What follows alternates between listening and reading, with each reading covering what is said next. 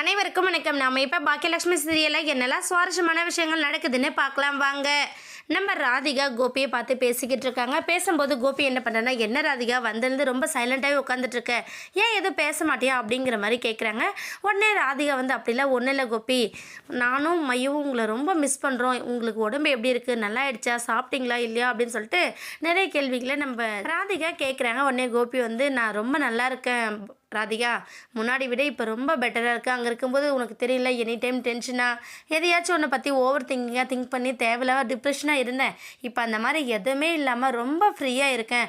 அது மட்டும் இல்லாமல் உனக்கு ஒன்று தெரியுமா, அம்மா என்கிட்ட மன்னிப்பு கேட்டாங்க. அப்பாவுக்கு செய்ய வேண்டிய சடங்கு செய்ய விடாமல் பண்ணதுக்காக மன்னிப்பு கேட்டது மட்டும் இல்லாமல் இவ்வளோ நாள் என்னை எப்படி வெறுத்தாங்களோ அதை விட பல மடங்கு அன்பையும் பாசத்தையும் பொழிஞ்சிக்கிட்டு இருக்காங்க.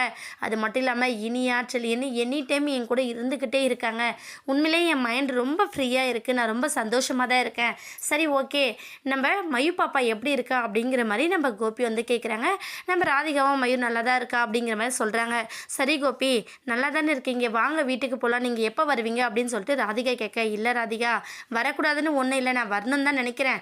ஆனால் அங்கே வந்தால் நீ ஆஃபீஸ்னு ஆஃபீஸ் ஒர்க் பார்ப்பேன், மையவும் அப்புறம் ஸ்கூல் போயிடுவா, நான் மட்டும் தனியாக இருக்கணும்ல, ஒரு மாதிரி இருக்கும். அம்மா கூட இன்னும் கொஞ்ச நாள் இருந்துட்டு வரேன், நான் வரேன் அப்படின்னா அம்மா அதை ஏற்றுக்க முடியாமல் இருக்காங்க. கொஞ்சம் பொறுத்துக்கோ ராதிகா, உடம்பு சரியானது நான் ஓடி வந்துடுறேன். அது மட்டும் இல்லாமல் நீ வருத்தப்படாத, நான் ரொம்ப வேறு கண்ட்ரிலலாம் இல்லை, பக்கத்து ஸ்ட்ரீட்டில் தானே இருக்கேன், எட்டி பார்த்தா நான் வந்துட போகிறேன். நீ எப்போ தோணுதோ அப்போல்லாம் மையவை கூட்டிகிட்டு வா, ஃபோன் பண்ணு, பேசு, மைண்டு ரிலாக்ஸாக வச்சுக்கோ, உடம்பை பத்திரமா பார்த்துக்கோ அப்படின்னு சொல்லிட்டு கோபி வந்து சொல்கிறாங்க. உடனே ராதிகா வந்து ரொம்ப ஃபீல் பண்ணுறாங்க. சரி ஓகே கோபி, நீங்கள் உடம்பை ரொம்ப கேர்ஃபுல்லாக பார்த்துக்கோங்க, சாப்பிட்டீங்களான்னு சொல்லி கேட்குறாங்க. உடனே கோபி வந்து சாப்பிட்டா ராதிகா, ரொம்ப நாள் கழிச்சு இன்றைக்கி தான் ரொம்ப சந்தோஷமாக நிறைவாக சாப்பிட்டேன். அதுவும் எனக்காக பாக்கியா சமைச்ச சாப்பாடை சாப்பிட்டேன்.